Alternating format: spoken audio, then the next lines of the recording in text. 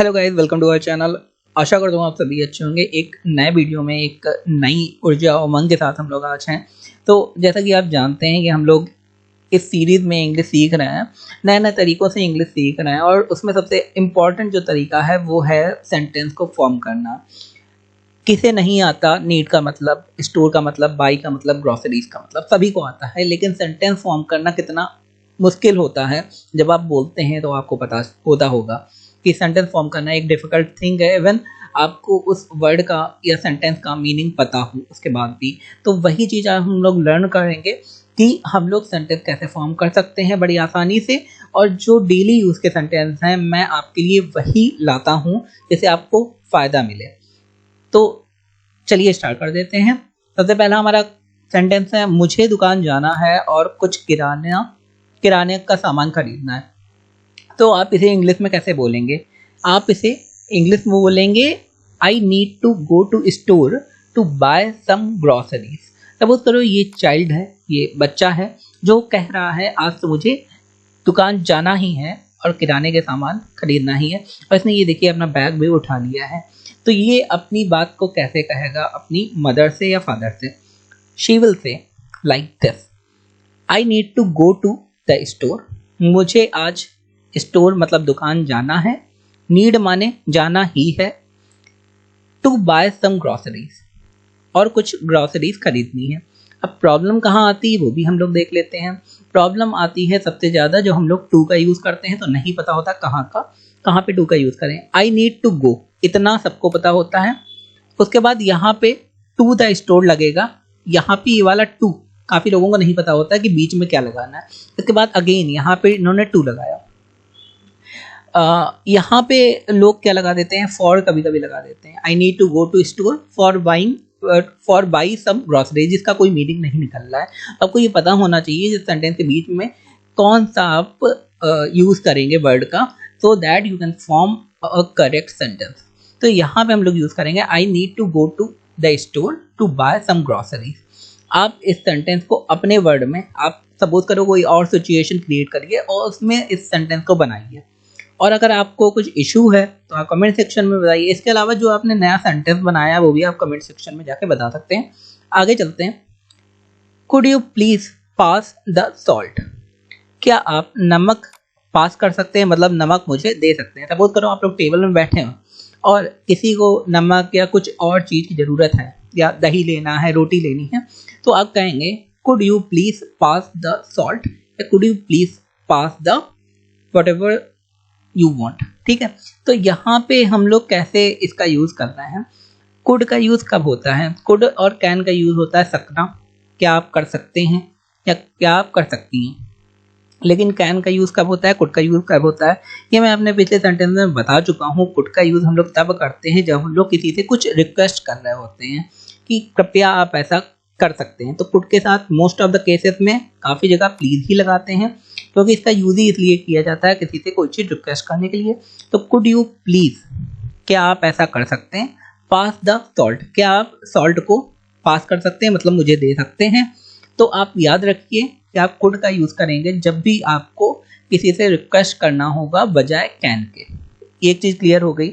आगे बढ़ते हैं। अच्छा, आगे बढ़ने से पहले मैं एक चीज़ और कहना चाहता हूँ कि जैसे जो इंग्लिश होती है या कोई भी लैंग्वेज अगर हम लोग ले लेते हैं तो उसमें कुछ ही सेंटेंस होते हैं जो हम लोग डेली यूज़ करते हैं। जैसे हम लोग हिंदी बोलते हैं, हिंदी में आप समझिए कितने ही सेंटेंस हैं जो आप डेली, कितने ही वर्ड हैं जो आप डेली यूज़ करते हैं।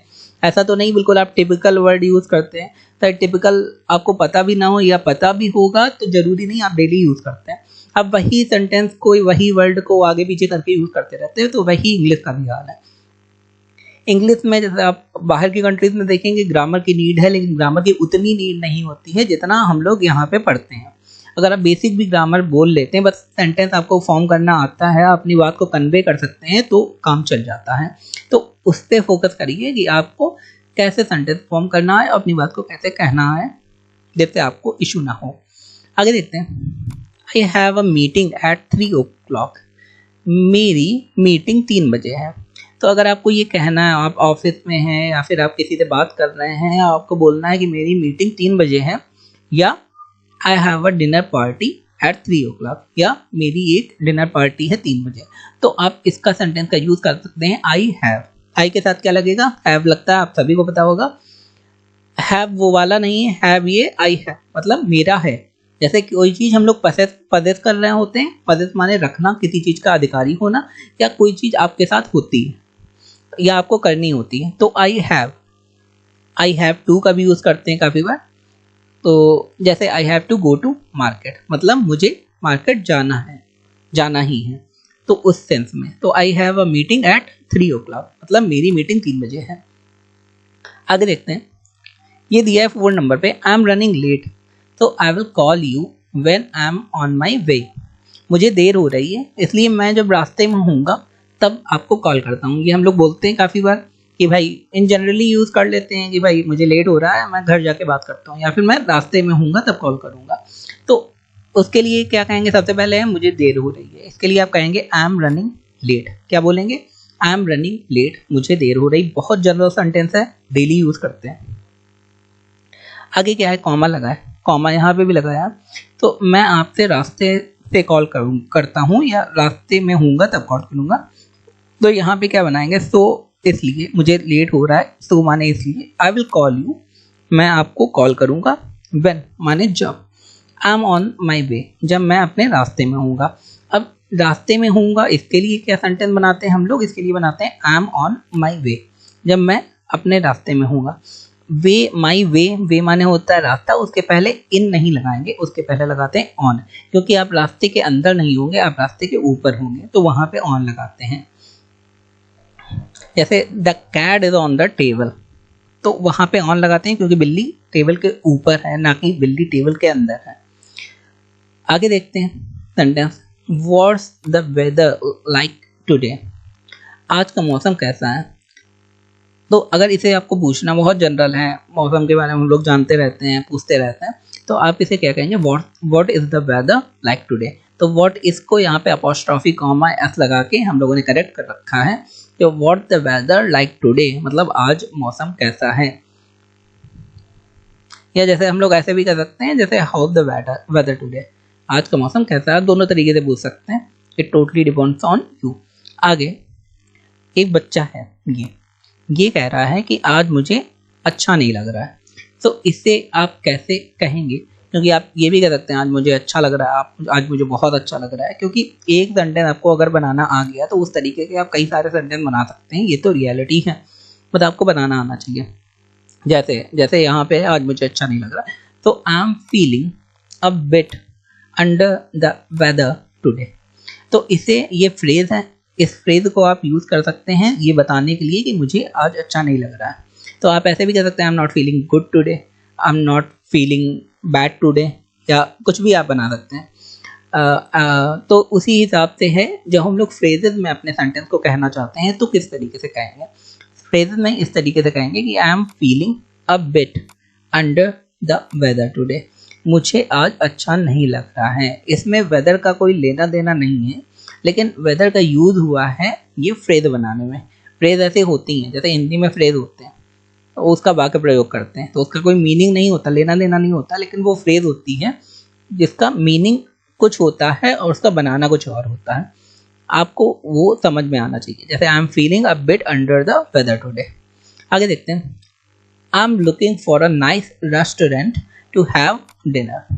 मैं किसी अच्छे रेस्टोरेंट की तलाश में हूँ डिनर के लिए। डिनर माने क्या होता है? रात के खाने के लिए। तो यहाँ पे हिंदी में वही राइट है, रात के खाना खाने के लिए, जहाँ पे मैं रात का खाना खा सकूँ।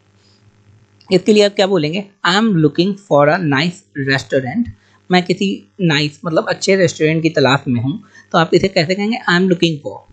ये हर चीज़ में आप लगा सकते हैं, जैसे I am looking for a nice restaurant, I am looking for a hotel, I am looking for a school, I am looking for कोई भी चीज़, I am looking for a market, और कोई भी चीज़ भी हो, I am looking for a like कोई biscuits, I am looking for drinks, तो आप कुछ भी लगा सकते हैं। बस आई एम लुकिंग फॉर माने होता है मैं किसी चीज़ की तलाश में हूँ। I am looking for a nice restaurant to have dinner, किसके लिए? खाना खाने के लिए। आगे देखते हैं, I can't find my keys anywhere, मेरी चाबी कहीं भी मिल नहीं रही है। तो इसके लिए हम लोग क्या कहेंगे, आई can't find my keys anywhere. तो ये बच्चा गेट के पास खड़ा है, इसे इसकी चाबी नहीं मिल रही है, ये बहुत परेशान है और ये सोच रहा है खड़े होकर आई can't find my keys anywhere. तो इसमें आप कुछ और भी कह सकते हैं कीज की जगह, I can't find my shoes anywhere या I can't find my slippers anywhere. तो आप कुछ भी यूज़ कर सकते हैं यहाँ पे, बस आपको सेंटेंस फॉर्म करना आना चाहिए। तो आई कांट मतलब नहीं, मैं नहीं ढूंढ पा रहा हूँ, फाइंड माने ढूंढना, माई कीज मतलब मेरी चाबियाँ, एनीवेयर माने कहीं भी। आगे देखते हैं, आई एम सो टायर्ड, मैं बहुत थक गया हूँ या थक गई हूँ। आई need a good night sleep, इसलिए मुझे आज अच्छी नींद चाहिए। तो इसे आप कैसे कहेंगे, जैसे आप ये जनरल यूज़ करते हैं, मैं बहुत आज थक गया हूँ या थक गई हूँ और मुझे अब अच्छी नींद चाहिए।